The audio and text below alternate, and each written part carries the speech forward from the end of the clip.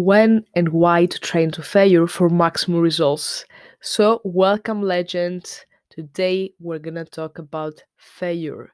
Training to failure refers to performing a set of an exercise until you're unable to complete any more repetitions with proper form. Not pushing yourself to failure at all might not give your muscles the right signal they need to grow stronger. A study in the Journal of Applied Physiology showed that training to failure can activate more muscle fibers and create metabolic stress, which helps your muscle to grow. However, it's important to know that you don't always have to go to failure and on every set to see progress. A review in sports medicine found that both training to failure and stopping a little bit before failure can lead to similar muscle growth and strength gains when other factors like the number of sets and how heavy the weights are balanced out. If you always push to failure during every set for months, it can be mentally and physically exhausting. This can lead to burnout and make it harder to perform well in your workouts. Overtraining and extreme fatigue can also lower your motivation and over progress. To prevent burnout while still making progress, it's helpful to vary the intensity, volume, and weight you use in your training. The American College of Sports Medicine suggests that alternating between high and low intensity phases can improve performance and reduce the risk of burnout. And this is what we do with your training program at Level Up. Also, always going to failure can lead to reaching a plateau in your progress. This means that your body adapts and stops making further gains.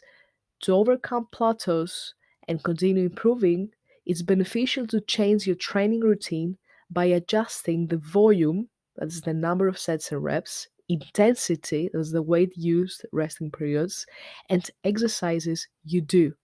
This helps keep your body challenged and promotes ongoing progress.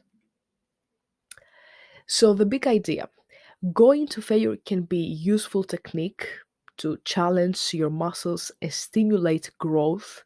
It's important, though, to note that individual responses to training recovery are completely different.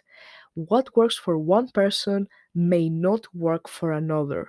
That's why customizing your training program based on your goals, abilities, and recovery capacity is essential.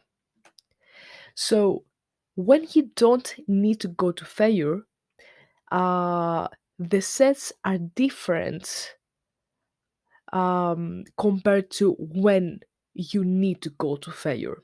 So, let's see an example. When you don't need to go to failure, your three sets of an exercise will involve stopping a few reps before reaching the point of failure. You will still be able to lift the same weight for the same number of repetitions on sets 1, 2, and 3 with the recommended rest in between. The first set will feel moderate, the second set will be challenging, and the third set will be very, very challenging. This allows you to maintain energy for the following sets while still pushing yourself to work hard. How do three sets of an exercise look like when I need to go to failure? So, when you need to go to failure, you will perform each set until you can no longer complete another repetition with proper form. Through the sets, the number of repetitions may decrease, especially if you follow the prescribed rest period that's on your plan in between the sets. In this case, all the sets will feel challenging as you're pushing your limits and reaching the point of failure on every single set. So, what's the game plan now? Don't worry, I've got you covered when it comes to creating your plan. I just wanted to explain the thinking behind it. And when you come across GTF in your level up plan, it's time to give it your all and push yourself to the point of failure during your sets. Thanks for watching.